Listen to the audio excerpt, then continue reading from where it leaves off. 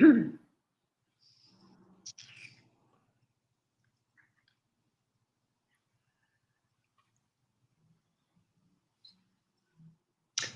hello, world. We're back with you again virtually here at KVGI Radio, live and without limits. We're broadcasting from here in Frisco, Texas. And big thanks to Mark Warner, who is producing the show from Gaylord, Michigan. Gee, the modern miracles of technology. It's wonderful. Well, glad to have you with us again for another great show. And I have a dear, dear friend.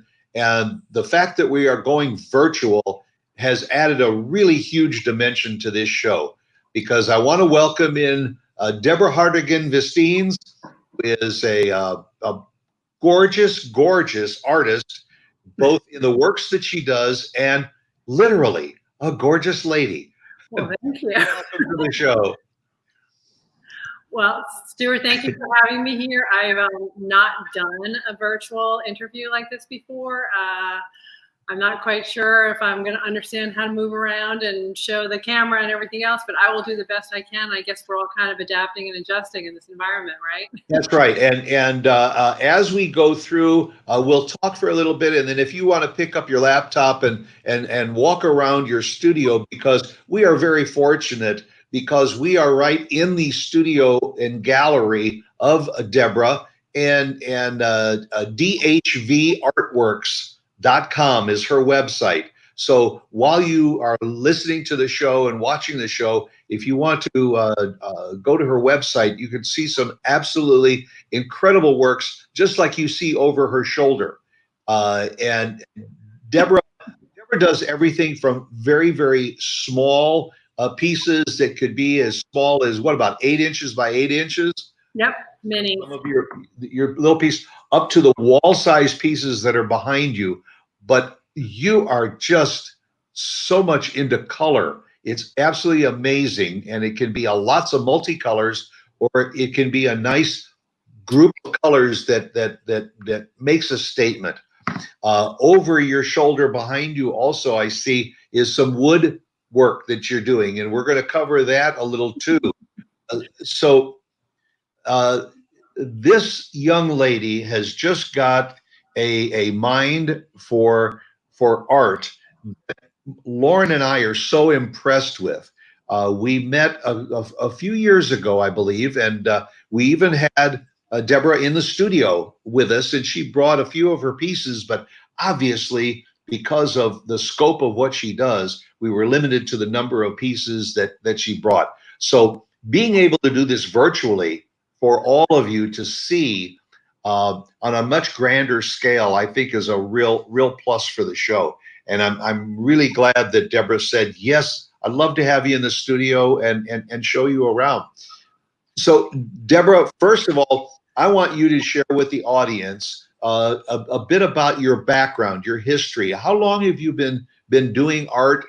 How did it start? Did you study art? What's a little bit of the background of Deborah Vestines? Okay, well, first of all, again, thank you so much for having me here. And we did meet, I want to say it was about 2.5 years ago, or maybe 2 years ago. And you did have me in the broadcast studio, actually a year and like 2 weeks ago, because it came up on my Facebook page the other day as one of my memories. So thank you for that. And Stuart and his wife Lauren are very dear friends, and they're collectors, and have been very kind. And Stuart's being modest when he texted me a week or so ago and said, would you be interested in doing a virtual tour of your studio and interview? I think my response, correct me if I'm wrong, Stuart, was capital Y, capital A, S, because first, and I hope that everybody's doing okay in this pandemic situation, but let's not even go there. But anyway, I've been for the last month plus down here working in my studio nonstop by myself, and also with my partner, who you're going to meet later, in the furniture business, which is kind of new since we met last time on air, Stuart. But yeah, so I appreciate the fact that you called me a young lady, because I'm not. I've been doing this for 50 some odd years. And You're a young lady. thank you. But as a child, my grandmother was the one that got me interested in painting. And I was always very interested in nature. And that is the basis for everything that I do now. Whether you see it or not, it's there. And we can talk a little bit more about that. But yeah, I started painting when I was 10 or 11 with my grandmother, and I was classically trained as an oil painter. But you know this about me, Stuart. And I was this weird, shy kid that always was out looking at nature, looking at rocks and that sort of thing. And rocks are kind of key to what I do because, as if you're not familiar with my work, you'll see the nature in the paintings, but you'll see the rocks and the minerals and the natural elements and much of my other work. When I was in 5th grade, I joined what the science teacher had started, which was a rock club, and all the people showed up the first day and thought it was a rock and roll club, and it was actually a geology club, and I turned out to be the sole attendee.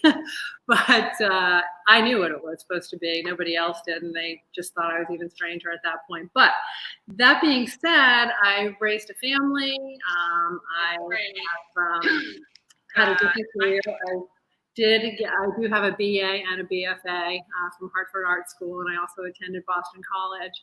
And I'm from the Northeast. And when I finished up school, thought I was going to move to New York and take the art world by storm. And ultimately, life happened.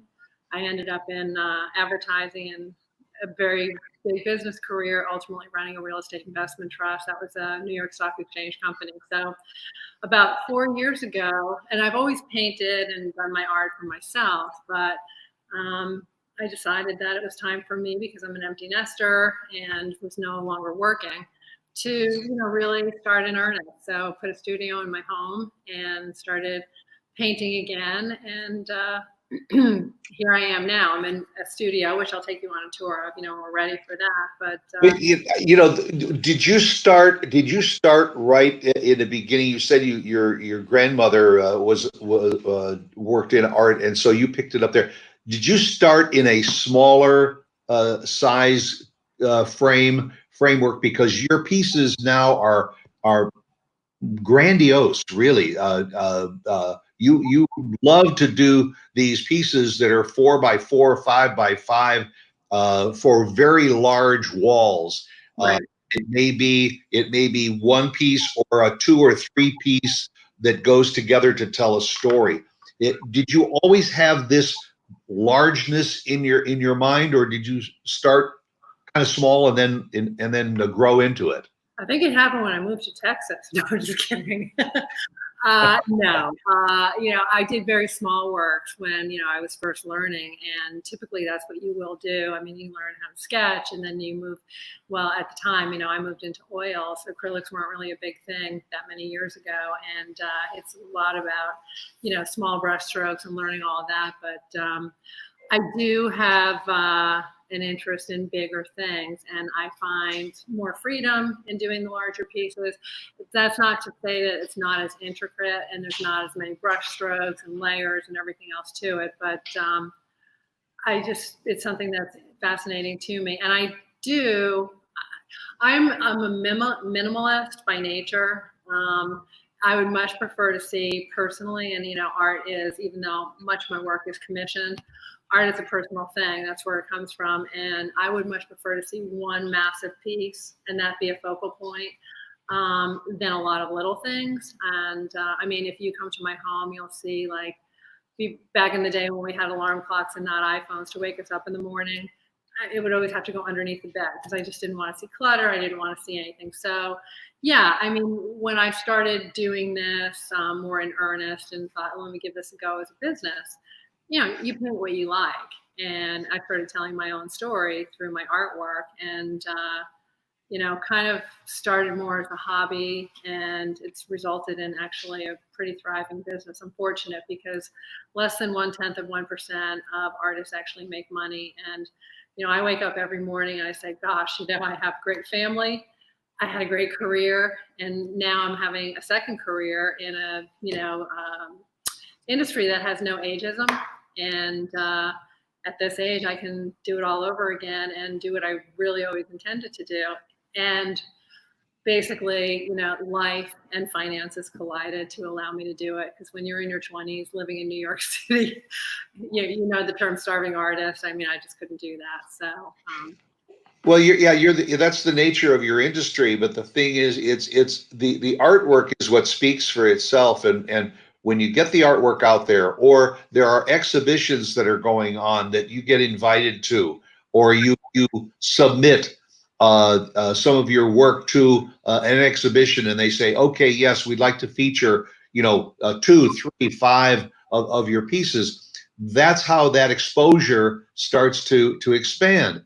And I mean, I found out about you because I was invited to an event and right. I saw your work, and I have told many other people about the work that you do. And so that word of mouth is a very, very important part of an artist's life too, is because if I feel that your work is worthy, I'm going to tell my friends, especially if I know they have wall space, or they have other things in their collections that are kind of similar, then yes, I would ask them to consider this. You also were showing at the Frisco Fine Arts Gallery for a while with other artists, and it was a great venue because people could expose themselves to a lot of different artists. Right. What grabbed me most about Deborah Vistines was, initially, I think I saw more of your oil paintings. Then all of a sudden, I saw this resin, that you were doing work with this shiny surface over it, and the resin made it just kind of pop. And then when we met for the second or third time, all of a sudden there were things that had crystals and pebbles and stones in them, and now you're seeing work that's three-dimensional. And that's where my next question comes from. And Right. where does that come from? I mean, do you envision that? Do you see your regular works and say, I think I'd like to experiment with resins. You said you collected stones. So that obviously was sitting back there waiting to happen. And then you started with the crystals. How does an artist grab that from the head and then transfer it onto a canvas? Well, it's interesting because I had a feeling you were going to ask me that, and I'm glad that you did, because I'm actually putting together a small book right now, which is just a little thing about me, and to be a gift that will go to collectors and that sort of thing, because I moved into this studio space back in October, and I had and understand too that this is a working studio. It's not a gallery, despite the fact that my work's hanging up. But I had a studio opening party, and people walked in here and they said, wow, how many artists' work am I seeing in here? How many artists are represented? And I said, oh no, it's just me. And they just kind of looked at me and said, okay, because it is very different if you look at one piece to another. But there's a natural progression of how my mind worked in this. Whether or not anybody understands it or sees it might be another story. But, we started off by saying that I was classically trained in oil. And any artist will understand this, that, oil is very time consuming to do paintings with because it takes so long to dry. And a lot of artists go to acrylics, and much of my work is done in acrylics as well. But back in the day when I was learning, my getting my education, acrylics really didn't have the quality that they have today, the pigmentation of them and the texture and all of that. But that being said, you responded very much to the resin. And I oddly was trying to find something on YouTube because I wanted to see some processes with cold wax. And I ended up happening upon this YouTube video and saw this piece that was simply spectacular. And it really kind of spoke to me. And I looked at it and I was watching the YouTube video. I'm like, this is not cold wax. What is it? And it was resin. So that's when people started flooring with resin because, resin was basically used as an epoxy. And the resin that I use in most of my projects is from a boat yard. Basically, they were supplying the product to boat builders to make the hulls and that sort of thing. But a lot of people use resin as a top coat, or there's a new, well, not new anymore, but at the time, this new thing where people would just put a bunch of different colors together, flip the cup over, and let it spread out and see what would happen to it. Well, that's not really what I wanted to do. I wanted to see if I could take that resin and do something different with it and make it more of a piece of art. And the resin works that I have done, and I did get a little bit pigeonholed in the resin. As much as I love it, that's what I started to become known for.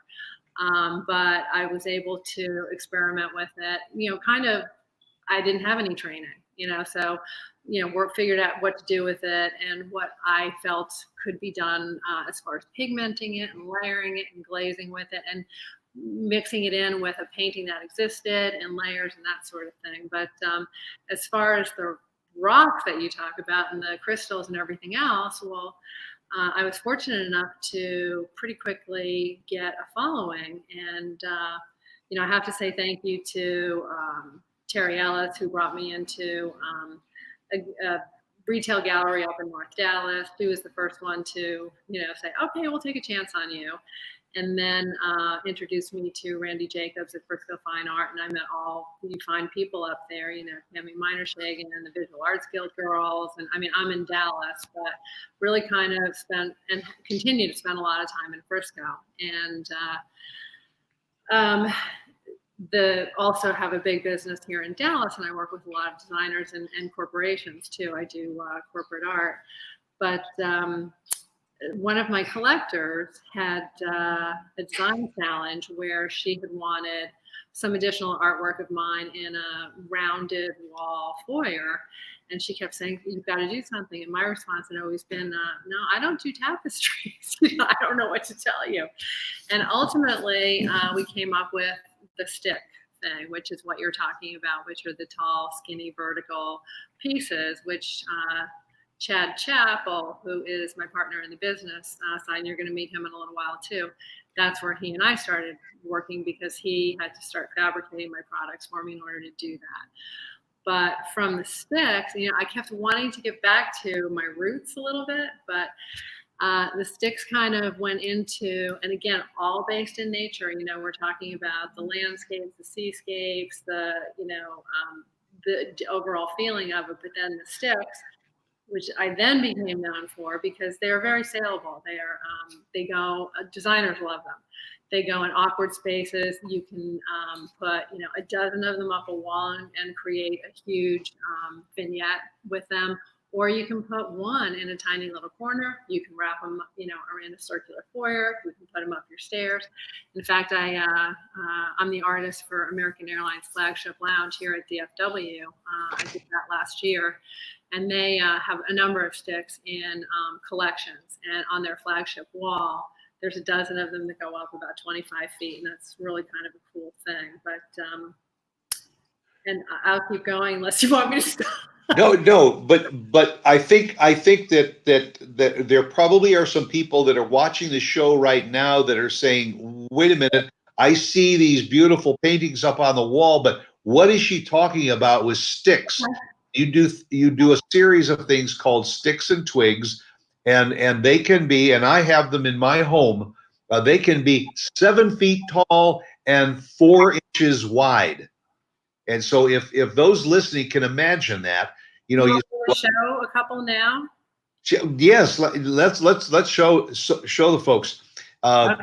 As they say, she made the mention of the fact that if you've got, say, a spiral staircase going to the second floor of your home, a large painting will not go into a rounded wall. Right. So right. What the sticks and twigs give you the opportunity to do is to put them around the wall, those are beautiful. Right. So horizontally, and they can be done horizontally or vertically. So you can see that this is a collection of 5 sticks that You can change the way they're hung. They can be horizontal, vertical, but I'm going to show you a couple other things you can do with them too. But this set in particular was all designed to go together, and you can see the pattern, that it has. But it's I was going to say, get a little bit closer to it, because this is what we've been talking about, was the addition of the pebbles, oh right, crystals, and the resin. I mean, if you walk into a home and you see this on a wall with a little bit of sunlight coming through the windows and everything, it just has a magnificent look. This to me is museum type quality work. Oh, thank you. There's a couple of other vignettes that I have here in the studio that you can see, and I'm going to surprise even you, Stuart, with something, not this one, but so here are a collection of, I don't know if you can see it, sticks and twigs. Yes. Okay. And what differentiates a twig from a stick is the width. Exactly. So the deal with the twigs was that the sticks, while they're reasonably priced, they're like $500 to $800 a piece. The old saying, like, you can't just have one.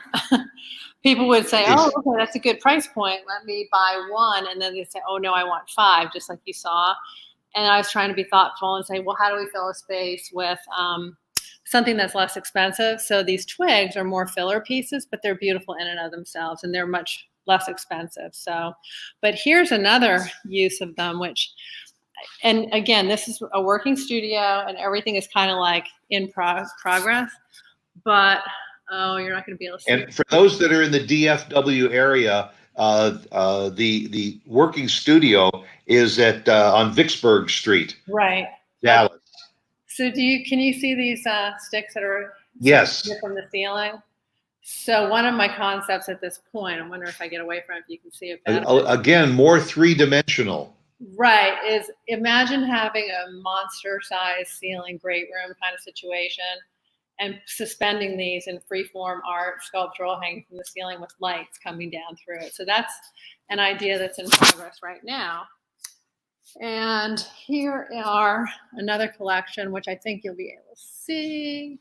Yeah, so here's some other sticks and twigs. And you can see how in this case, I just wrap them around a wall. So that's what I have there. But out of order, I have morphed into, but we haven't talked about my paintings. But since we're talking about sticks, and I'm jumping around a little bit. It's okay. I'm now doing. I'm enjoying the tour. Okay. I'm doing wood sticks with my partner, Chad Chappell. And I'll backtrack, but I'm going to show you these two now as to how we started doing that. But we're doing live edge black walnut sticks, which are. I saw that was over your shoulder when we started. Right. So back to nature. But. And again, get close, because again. Crystals. Just gorgeous. Right. So you can see them kind of scattered around my studio in groupings. And the interesting thing is that everybody that is watching, I'm sure that there are a lot of people that are saying, gee, we've got that one little small wall that's only so wide, like at an entrance to another room. And that would be perfect in that area. You don't think about it, because traditionally paintings are more square or larger rectangle. Right. So anyway, I think that hopefully I can't see what I'm showing you, so I'm hoping I'm showing you something that makes. So we're looking at the parking lot right now. Okay, great. Sorry about that. I think you passed by something else, and we can either do it now or come back to it. But Fantasia series, yes, that you do, and I think it's fair to say that you repurpose junk. Junk, it's garbage.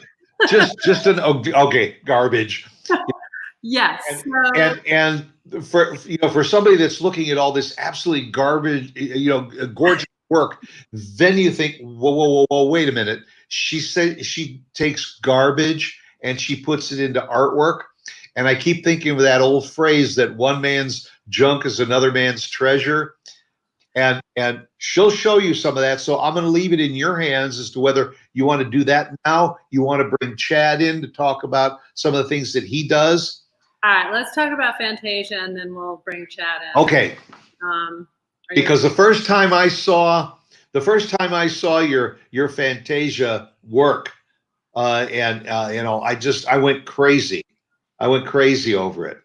So thank you. I appreciate that. And sadly, I have one of the pieces here now, which is good for us today, but it was supposed to be down at the South Dallas Cultural Center because a couple of years ago, the mayor of Dallas started their Office of Cultural Affairs division and it's kind of an honor to be invited to participate. But anyway, one of Fantasia wasn't supposed to be there, but we can see it here. And obviously, all the exhibits and all the galleries and everything else have been closed and everything was canceled or postponed. But the Fantasia series, and it's Phantasia, again, getting back to the whole thing about nature with me. So I am a real water person. Being in Texas was tough for me because I'm from the Northeast, but I do have an opportunity to head north to Cape Cod in the summertime. But at the time when, well, it's been going on for a long time, but I started focusing on the environmental situation with the, contamination of the water and what's going on with the plankton and, everything. And it's very sad, but really, I'm like an irrepressible optimist, and I'll get upset about things. I don't have, any kind of solution or recommendations for how to stop, the destruction and the magnificence of our planet, but I still see beauty. And, I was up in Cape Cod and I saw a bunch of stuff floating by in the water and I was first distressed. And then I thought, well, actually it was glinting in the sun beautifully. And I thought, well, that's still really gorgeous. So the Fantasia series is really, they're water studies, and it's using primarily recycled materials, and there is actual waste products, aka junk, garbage, whatever. And Stuart actually purchased one of my Fantasia three-dimensional wall sculptures, and we were kind of looking at it. He said, well, what is this? I'm like, well, that's something I peeled off my studio floor. There's corrugated cardboard, there's bubble wrap, there's really whatever. Some of it's recyclable, some of it's not. Like I use bubble wrap because you really can't recycle that, and that's what's causing a lot of the problems, the plastics and everything else. So anyhow, it's just really, it's not a statement. I'm not a big environmentalist and everything. I mean, I do take care of the planet as best I can, but it's just my little way of saying, what, let's see beauty in what we experience every day. So. But that's the fascination of it, is the fact that it is just a little piece of this you see on the ground and a piece of that, and you have boxes of it, and then you just start to create something, and you reach over into this box, you take some fabric and you put that in that like resin covering to give it structure, and it's bendable. But if you can show us some of those pieces, I noticed some of them that were up on the wall. Right. It's the three-dimension aspect of it that makes them just so right over your shoulder on the back wall. Well, I know. I'm going to start with the first one. Just okay. A quick transition. So this was the one that was supposed to be hanging in the South Dallas Cultural Center right now, and you can see it's on a board, but you can see that. Yes, strips and again, the use of the rocks and the crystals. You see the bubble wrap and the strips and stuff. There's a rock that I found outside. There's things that are floating off the canvas, but you can see, and getting back to what I'm trying to communicate to those who don't see it, is that there is a natural progression to everything, because this is resin, it's acrylic, it's paint, it's oil, it's crystals, it's rocks, and then it takes on, the whole garbage aspect. That's a large piece too. Yeah. That is a 48 by 36, and it had a sister, and that is now hanging in one of my collector's homes. There are 5 or 6 of these that I only have this one left. So, but then that naturally went to, oh, where are we going to take this? I wanted to go a little more three-dimensional, like my sticks, which were three-dimensional. So I did these, which are wall hangings. Are you looking And at I love that there's a light on it because it shows with the shadows and everything, the depth of the right? pieces. Can you see them, Stuart? I don't know. Yes, yes, Okay. So yeah, very well. And Stuart has one from that Fantasia 2 series, and then here's another one that I can actually get closer to maybe see it. So here's a black and white one. So you can see it's got glass. It's got, look at the size of those crystals too. It's got, quartz. It's got selenite. It's got, can you see the wire bits that are just found objects? So yeah, I think that shows a little bit better. And I was commissioned by somebody to do an entire wall. So we've got 5 pieces. Wow. This, and it spans a wall that's 14 feet long by 10 feet tall. And it really looks pretty cool. So yeah, but that ultimately I got back to, and I'm still doing all of it, but I want to talk last, I think, about my exploration series. But maybe it'd be a good time to bring Chad in, unless it's break time or. That's fine. Okay, so And Chad, let me stop looking at the ceiling here.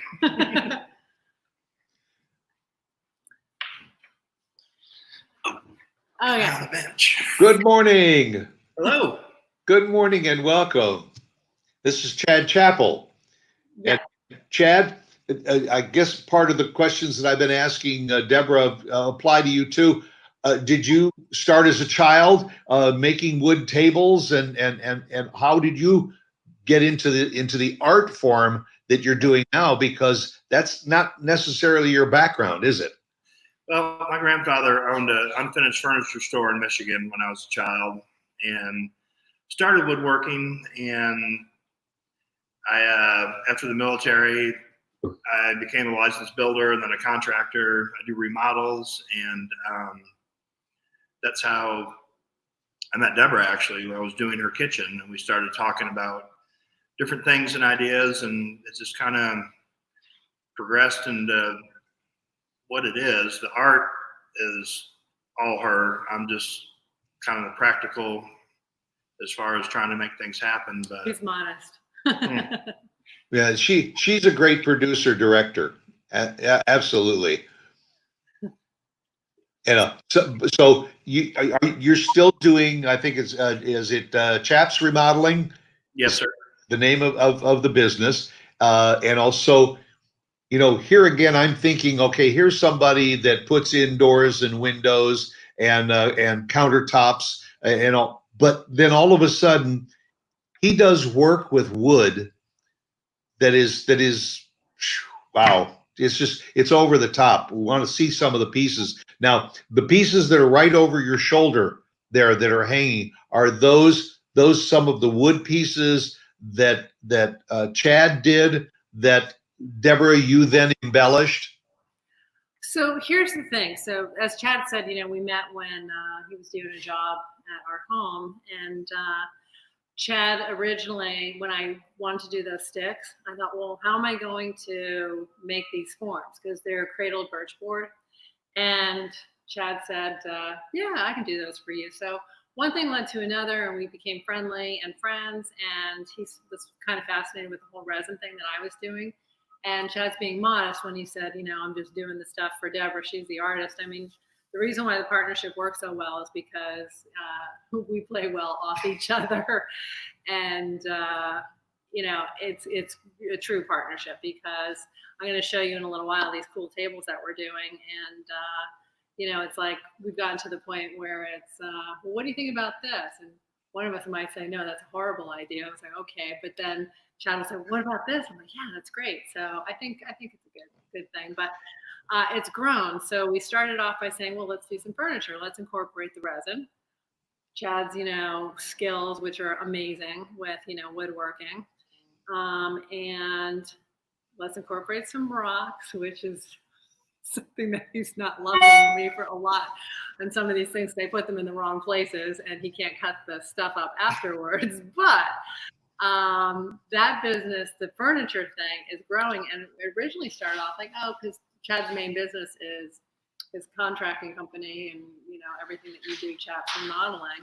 My main business is DHV artwork. It's like, well, free time, let's see what happens. And we've been talking for the last couple of days because we kind of, as quick as we make things, it gets sold. And we're saying, okay, well, over the last 30 days, we really need to spend some time together because obviously Chad's not doing a whole lot of work inside people's houses at the moment. I'm not, showing my art all that much. And we've done a lot of work and now we can show some things. But the wood over our shoulder, we were commissioned by another one of our clients to do a coffee table. And we had originally, and we can show you this stuff too, but we had originally decided we were going to make, things where Chad was going to create the forms, I was going to paint them, and, do my artwork on them. He was going to, make it all happen basically. And we were going to design them together. And then we were quickly commissioned to do a live edge, black walnut and mixed wood coffee table for somebody. And it was like, okay, well, can we do this? And Chad was like, sure we can.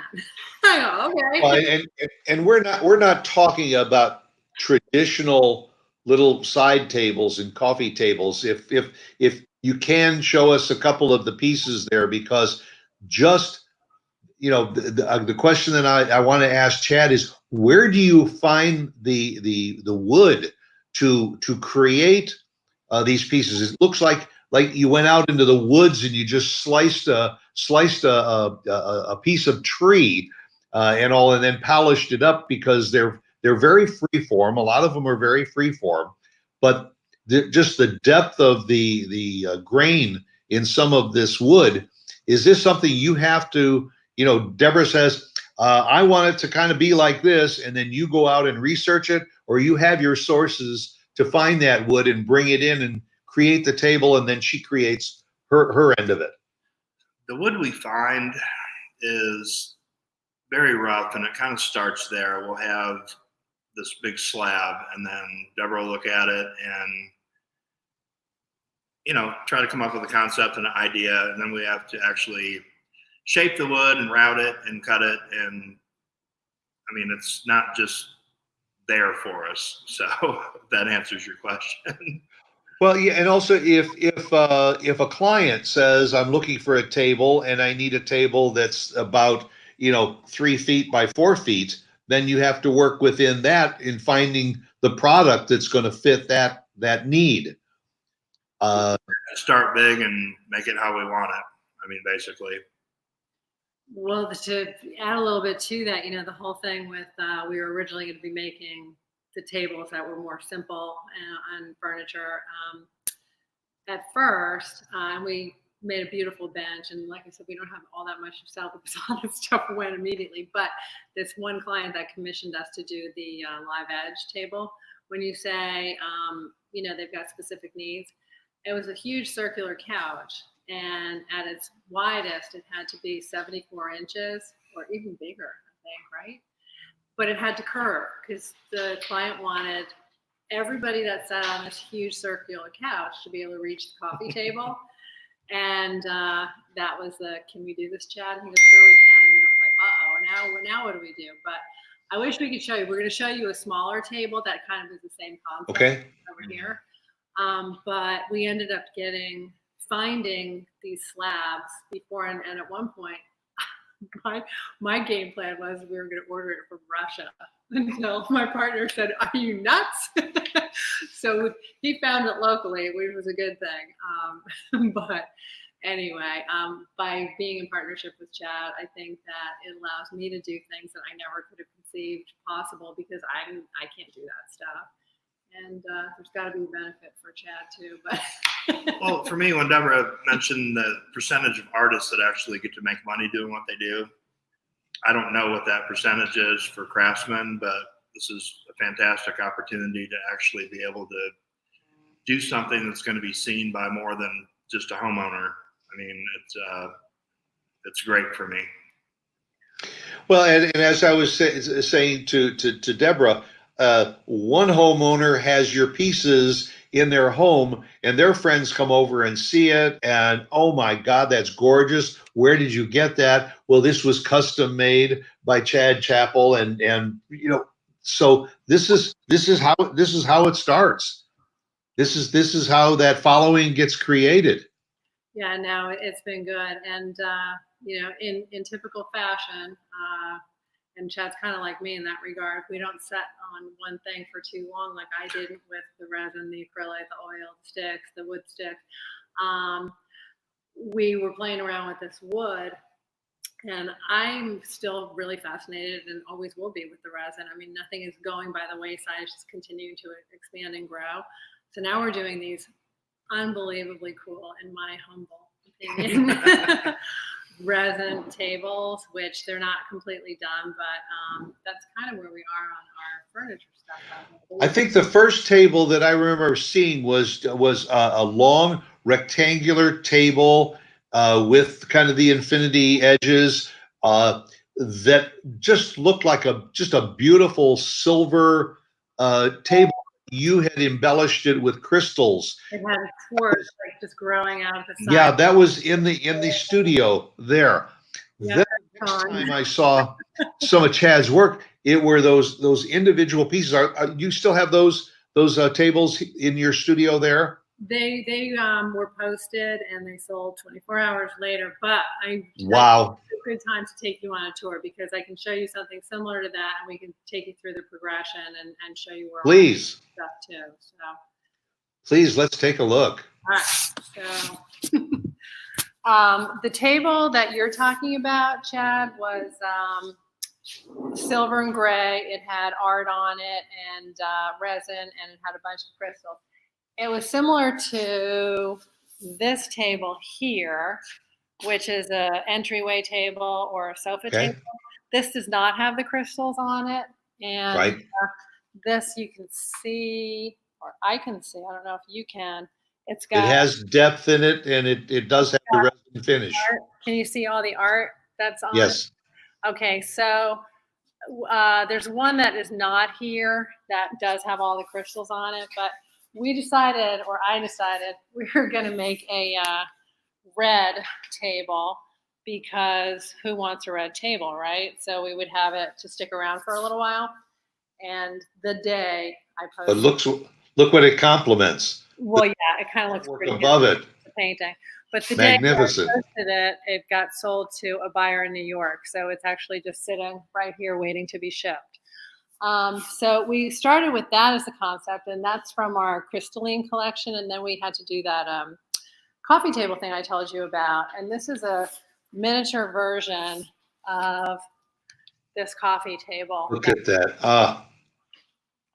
It's really kind of cool. Like if you get in close, it's all black walnut, and it's got crystals and black tourmaline and quartz and all kinds of things. But the other thing that you can't really see in this light, oh, that's a good picture of it, is it lights up. There's built-in lighting underneath it, so at night it just kind of glows.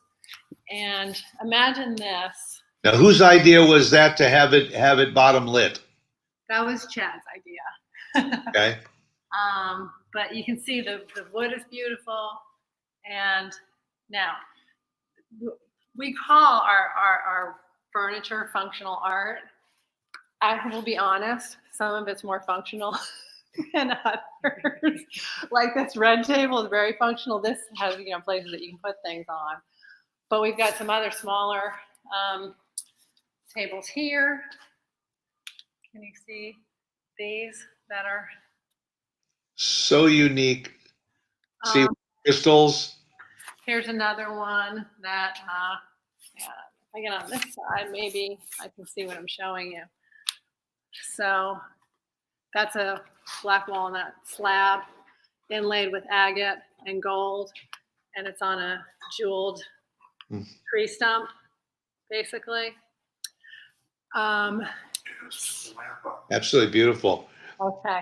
And I know that some of this is featured on the website, dartworks.com. People can see some of Chad's work, which is called Naughty Woodworks. And that's naughty with a K.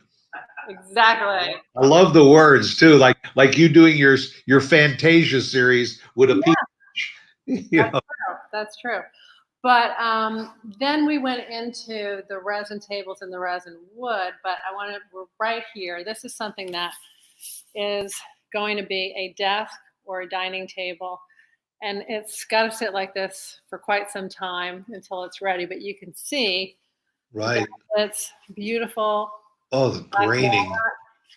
And then all of this is resin art that I poured in about 12 layers. And it just glows when you get it in the right light. And we had another table that I'm not going to tell you why, because I think we're probably running out of time, but it's called the Corona Shield. I don't know if you can see this. Hey, Chad, can you pick up the tabletop and hold it up to the window so we can see? Yes. Can you see that? Wait. Yes. Isn't that beautiful?